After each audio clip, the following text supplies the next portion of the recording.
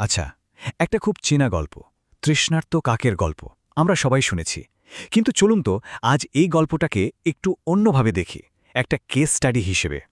দেখব কিভাবে একটা ছোট্ট পাখি তার বুদ্ধি দিয়ে একটা বড় সমস্যার সমাধান করে ফেলল, আর সেখান থেকে আমাদের শেখারই বাকি আছে।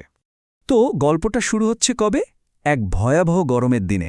ধরুন চারিদিকে গনগনে রোদ, মাটি তেতে পুড়ে একাকার, আর ঠিক সেই সময়েই আমাদের গল্পের মূল চরিত্রের খুব তেষ্টা পেয়েছিল। আর এই গল্পের যে মূল চরিত্র, সে হলো একটা কাক, একটা তৃষ্ণার্থ কাক। তার এই যে তেষ্টা, এই খুব সাধারণ একটা প্রয়োজন, এটাই কিন্তু আমাদের আজকের আলোচনার একদম কেন্দ্রবিন্দুতে। তো অবস্থাটা কি? একটা কাক তার খুব তেষ্টা পেয়েছে, এদিক ওদিক ঘুরছে জলের খোঁজে, আর হঠাৎই তার চোখে পড়ল একটা কলসি। ব্যাস, মনে তো হলো যাক এবার জল পাওয়া গেল। কিন্তু ব্যাপারটা কি এতই সোজা ছিল? কাকটা তো ভাবল, যাক বাবা, বাঁচা গেল, সমাধান তো পেয়েই গেলাম। কিন্তু আসল সমস্যাটা তো ওখানেই শুরু হলো। চলুন দেখি ঠিক কি হয়েছিল।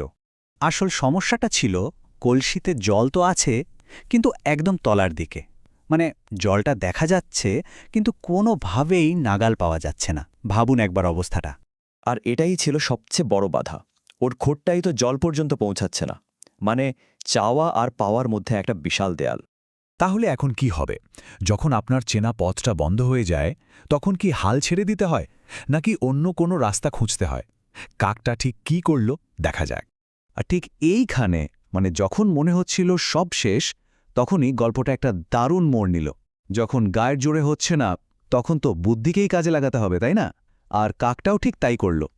দেখুন, কাকটা কিন্তু কলসিটা ভাঙার চেষ্টা করেনি বা ঠেলে ফেলার চেষ্টাও করেনি। ও ভাবল, আচ্ছা, আমি যদি জলের কাছে না যেতে পারি, জলকে তো আমার কাছে আনা যায়। এই যে ভাবনাটা, মানে সরাসরি সমস্যাকে অ্যাটাক না করে পুরো পরিস্থিতিটাই নিজের কন্ট্রোলে নিয়ে আসা, এটাই তো আসল স্মার্টনেস। আর ওর প্ল্যানটা দেখুন কি সুন্দর গোছানো ছিল। কোনো তাড়াহুড়ো নেই, একদম ধাপে ধাপে। প্রথমে কি করল? আশপাশ থেকে ছোট ছোট পাথর কুড়িয়ে আনল।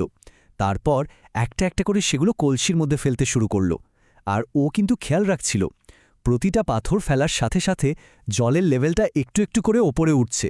আর দেখতে দেখতে জলটা ওর ঠোঁটের নাগালে চলে এলো। তো কাকটা যে জল খেল, ওটাই কিন্তু গল্পের শেষ না। আসল ব্যাপারটা হলো ও কিভাবে এই কাজটা করল। এর পেছনে যে একটা দারুণ নীতি কাজ করছে, সেটাই আমাদের বোঝার বিষয়। আর এই পুরো গল্পটার সারমর্ম কি? একটাই কথা, বুদ্ধি থাকলে উপায় হয়। মানে শক্তি কত বা আকার কত বড়, সেটা আসলে খুব একটা ম্যাটার করে না। বুদ্ধিটাই কিন্তু আসল অস্ত্র হতে পারে যে কোনো পরিস্থিতিতে। আর এখানে আরেকটা খুব ইন্টারেস্টিং ব্যাপার আছে। কাকটা কিন্তু এক ঝটকায় কিছু করেনি। একটা একটা করে ছোট পাথর ফেলেছে, আর জলও একটু একটু করে ওপরে উঠেছে। মানে ছোট ছোট অনেকগুলো চেষ্টা মিলেই কিন্তু একটা বড় সাফল্য আসে। এটাই হলো আসল কথা। এই পুরো আলোচনাটা শেষে একটা প্রশ্ন কিন্তু মাথায় আসে, তাই না? যখন আমরা কোনো সমস্যায় পড়ি, আমাদের প্রথম কাজটা আসলে কি হওয়া উচিত? হাতের কাছে কি রিসোর্স আছে সেটা খুঁজে বের করা, নাকি সমস্যাটা ঠিক কোথায় তার গভীরে গিয়ে সেটাকে ভালো করে বোঝা? এটা কিন্তু ভাবার মতো একটা বিষয়।